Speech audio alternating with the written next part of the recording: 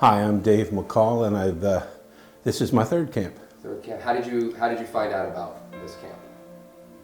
This camp was just through our church, but the first camp I went to was through my son and John. I don't know, Nan and John, because my son got baptized at the camp before. So we were very happy in the family about that day. Oh, that's so good. Yes. So Dave, you've been to a couple. This is your third camp. Tell me a little bit about what you had initially expected when you got here versus what the reality was. Give me a little something. I hate to be the bummer here. I had no expectations. I didn't know what it was. I mean, I knew it was a men's retreat and discipline, and I didn't really know topics or anything. And it's funny, the first night when we have the camp, the fire pit, I met another dude, African-American guy, Stephen, and we still talk today. We have tables. We do 2.5 years later. We talk weekly. He's from Chicago, and he was the same way. He was sponsored and got a flight through his wife, and the magic began. That was a basic reward. That first camp, my reward was the discussion about agreements, the wounding. My father told me I was about as bright as a $2 pistol, and this is probably the first time I've gotten through it without starting to cry. I mean, I'm 63 freaking years old, and it's still, because what happens there is, in that statement, and it was over spilt logs that were stacking at 10 o'clock at night. I got homework to do. I'm 15 years old or something. My opinion didn't matter. I'm stupid. Now I'm gonna break down. No, it's okay. Just talk to me. Worthless. And I'm a people person.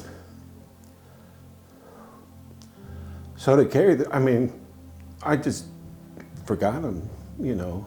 I wouldn't really ever talk about it. Whenever I did, this comes up. Used to never cry. Now I cry all the time, thanks God. Love it. So the agreement portion, that it's hearing it here, it brought it all back, and it's like, no, I don't believe I did that. I mean, I can't believe that's what this pain has been. And so I was above the trees that weekend. I mean, it was just life-changing for me. That was my life change at the very first one. So your first takeaway was breaking agreements, yes. Right? Tell me about your most recent revelation, takeaway, something you knew that you're walking away with. Okay. So here we are again at wounds and names. And I'm agreeing with Rusty, and he's talking about in names, I mean, words are power. I know you can tear someone down, because I had been, and I know you can start a new life for somebody with a word of encouragement. They steer things and drive things as well.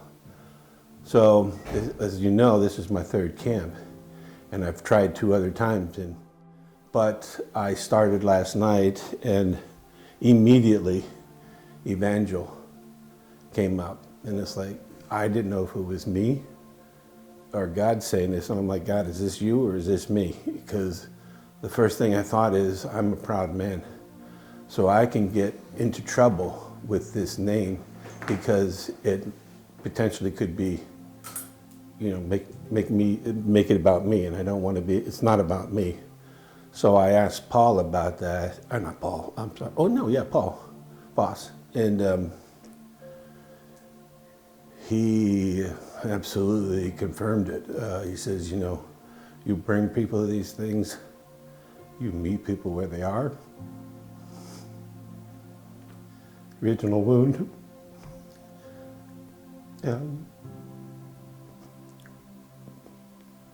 I did my first baptism, and my friend, and that was the event of number 2, was to help somebody find the Lord again, or he had been baptized, but I think it was for the first time he met the Lord over the watch night and discussions with our guys over the things we were going over. Yeah. So Is there anything else? Evangel is my, I guess, is my name for now.